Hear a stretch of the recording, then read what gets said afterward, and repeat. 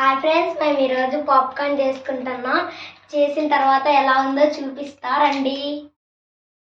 దీనిలో ఏం వేసుకోవాల్సిన అవసరం లేదు. దీన్ని పప్పు కుక్కర్లో వేసి 5 minutes ఉంచితే చాలు. దీంట్లో ఏం వేసుకోవాల్సిన అవసరం లేదు. దీంట్లోనే నూనె, పసుపు అన్నీ వస్తాయి. దీంట్లో వేసుకొని నేనైతే ఇప్పుడు జస్ట్ 3 వేసుకుంటున్నాను. ఇదిగోండి, అన్నీ దీంట్లోనే ఏం వేసుకోవాల్సిన అవసరం లేదు. దీంట్లోనే అన్నీ వస్తాయి. 40 grams కాబట్టి సరిపోతుంది పప్పు కుక్కర్కి. ఇప్పుడు పప్పు కుక్కర్కి మూత పెట్టేసుకొని స్టవ్ ఆన్ చేయాలి.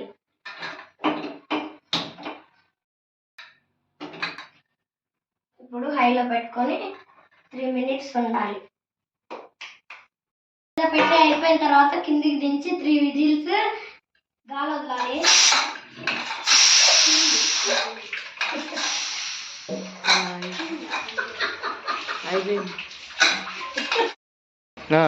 ఇలా తీసి అయిపోయిన తర్వాత ఒక ప్లేట్లోకి సర్వ్ చేసుకోవాలి.